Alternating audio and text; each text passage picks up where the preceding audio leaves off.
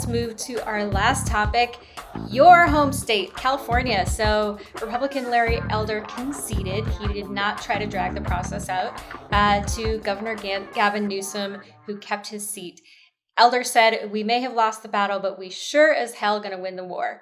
The GOP of California reports that a more than 71% increase in the number of volunteers because of the election, and they made 18 million voter contacts for this go-around compared to 15 million in 2020, with arguably typically is much bigger election year every 4 years. So what's next for the California GOP now that Governor Newsom has kept his seat?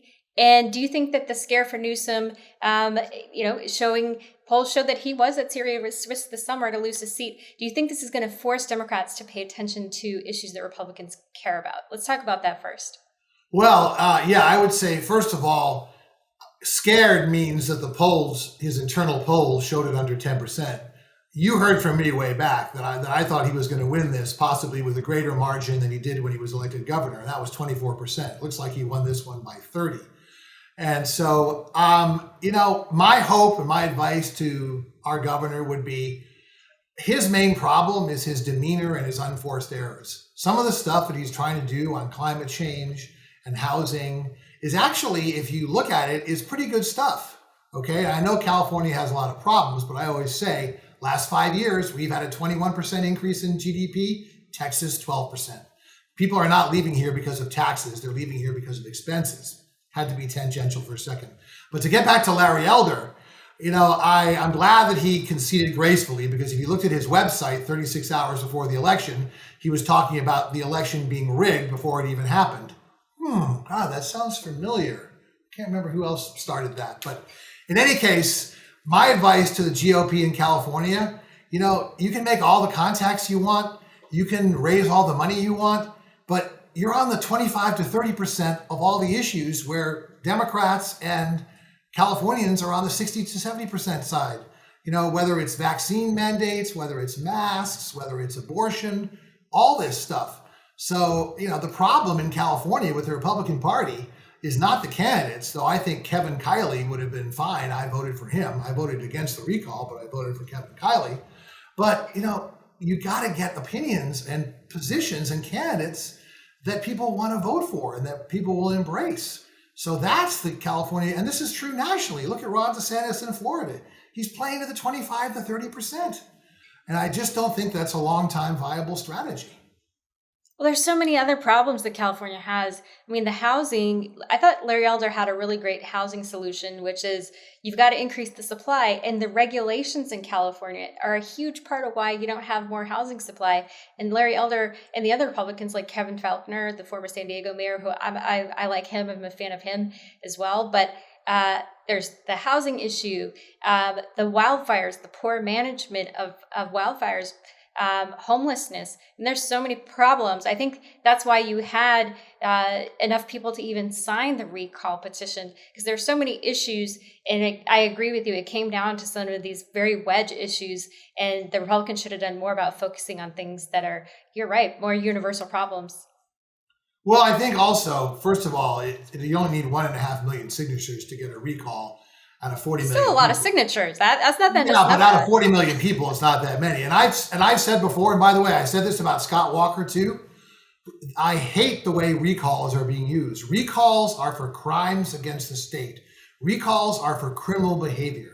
They are not for policy or political disagreements. That's why we have elections. And when Scott Walker went after the unions, okay, you may not agree with him, vote him out. But you don't recall people just because you don't agree with them.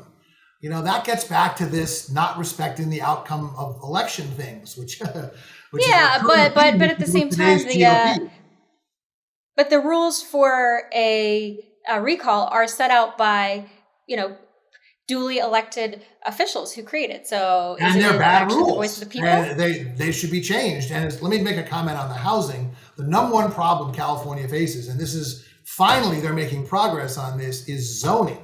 There is way too many areas that are actually near public transportation that don't allow for multi-house zoning. And that's inexcusable. And the Democrats have been in the pockets of developers and they've blocked it. But this is something that's finally getting some traction under Newsom. And the bottom line is there is no stronger linear relationship between affordable housing or lack thereof and homelessness. The same thing happened in Seattle. You go to the north part of town, it used to be like the south of Market in San Francisco, where there was all kinds of affordable housing. Now it's been swallowed up by Amazon towers and luxury high rises.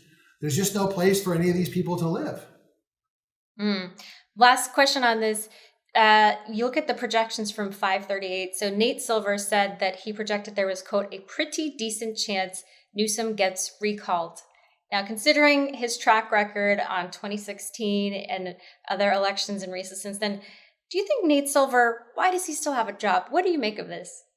Well, I think it's kind of like a lot of coaches in sports where they're the same, but the rules of the game, like Al Davis, I'm a Raiders fan. He was great through the mid 80s, and then the game just passed him by. He didn't understand how it worked. And I think that's the problem with Nate Silver. I'm a big fan of the guy. I listen to the 538 podcast. But the problem is that people just don't respond to polls in the same way that they used to. And I think particularly in this tribal polarized area, a lot of people don't want to tell someone for whom they're going to vote. And so it's much harder to get accurate information.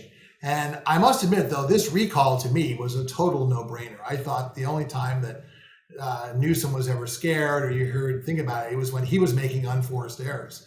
I didn't think the fundamentals of the race changed. And by the way, he, whether you agree or not, really defined the playbook that could work for the Democrats in 22. And that is, Trump is no longer around, but Trumpism is alive and well, and it's affecting the Republican Party. Now, you may not agree with that, but it's an effective slogan, and it did get a lot of people to come out and vote at the end. Obviously, unrelated events like the Texas abortion law and all that certainly helped motivate a lot of liberals. But in the end, I thought it was always going to be 15 to 20 points.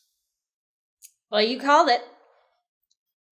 But, who knows? We'll see. My hope, again, is that the governor will not think about being president because he's not going to be president. Ironically, if Trump had been reelected, he would have been perfectly positioned, right?